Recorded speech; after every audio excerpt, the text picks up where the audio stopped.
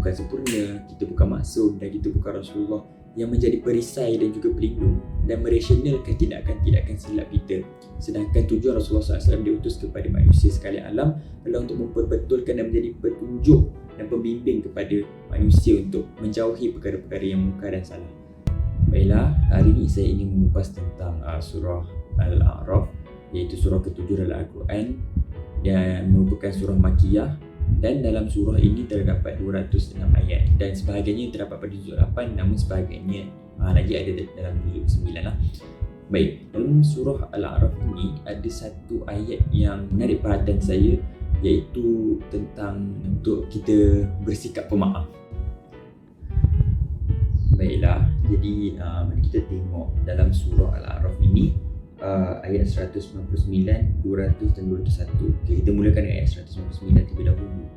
Allah SWT berfirman, jadilah pemaaf dan suruhlah orang mengerjakan yang makruf serta pedulikan orang-orang yang bodoh. Ada kisah yang menarik tentang ayat 199 ini, iaitu ketika Allah SWT menurunkan ayat ini kepada Nabi Muhammad SAW, maka Rasulullah SAW bertanya kepada Jibril, apakah artinya ayat ini? Kemudian Jibril AS menjawab, sesungguhnya Allah memerintahkan kepada kamu agar kamu memaafkan perbuatan-perbuatan orang yang berbuat aniaya kepadamu, dan kamu memberi orang yang mencegahnya darimu, serta bersilaturahim kepada orang yang memutuskan darimu. Maksudnya, apabila kita dianiaya, kita memberi kemaafan kepada orang yang menganiaya kita, dan juga apabila seseorang ingin memutuskan silaturahim, kita menyambung silaturahim tersebut. Terdapat juga hadis Rasulullah SAW tentang sikap pemaaf ini, iaitu sabda Rasulullah SAW yang bermaksud, harta tidak akan berkurangan dengan sebab sedekah, dan Allah tidak menambah seorang hamba dengan sebab kemaafan yang diberikan kepada orang lain, melainkan kemuliaan, dan tiada rendah diri seseorang itu melainkan Allah akan mengangkat darjatnya. Kita juga telah mengetahui beberapa siri dan juga fasa di mana Rasulullah telah pun diherdik, dikecam, dianiaya dan juga dikeji oleh pelbagai pihak. Yang kita biasa dengar selalunya kisah Rasulullah dibanding dengan najis unta, dan juga bagaimana Rasulullah pernah diherdik dan juga dibaling batu oleh penduduk Taif, dan banyak lagi. Tapi apa yang menariknya adalah walaupun perkara tersebut adalah perkara yang kita boleh anggap macam berat, ialah kena baling batu sampai berdarah-darah kan. Kalau kita kat tempat Rasulullah, apa yang kita akan buat? Kalau waktu Jibril tanya Rasulullah SAW, adakah baginda izinkan Jibril untuk menjatuhkan dan menterbalikkan gunung tu ke atas penduduk Taif, adakah kita akan buat pilihan yang sama macam Rasulullah untuk memaafkan penduduk Taif itu, dengan harapan bahawa pada satu masa nanti akan ada orang dalam kalangan penduduk Taif tersebut yang kembali kepada jalan Islam. Dalam ayat ini juga, ayat 199 surah Al-A'raf ini juga menceritakan tentang untuk kita menyuruh kepada melakukan perkara yang makruf, dan juga kita menjauhi orang-orang yang jahil. Untuk menyuruh kepada perkara makruf ini ada dua aspek, iaitu saya boleh kira ia sebagai satu perbuatan memberi nasihat lah, dan juga kita menyuruh melakukan kebaikan kan. Pada zaman sekarang ni, saya kira ramai orang yang ada ilmu, tetapi pendekatan mereka memberi nasihat tu adalah pendekatan yang terlalu kasar dan juga tidak kena pada tempatnya lah. Kita kena tengok juga tempat. Ada tempat di mana kita boleh menggunakan kekerasan, tapi kita perlu utamakan perkara yang bersifat lembut terlebih dahulu, sebab itulah Islam. Islam ni dia mengajak kita kepada perkara-perkara yang indah, perkara yang damai dan aman. Islam itu sendiri membawa maksud keamanan dan juga kedamaian. Maka saya mengajak anda, bila kita hendak memberi nasihat tersebut, kadang-kadang orang tu tahu, contoh kita nak tegur orang yang minum arak kan, kadang-kadang orang tu tahu minum arak tu haram, tapi ada perkara yang menyebabkan dia bergelumang dalam perkara tersebut, dia minum juga arak walaupun dia tahu benda tu haram.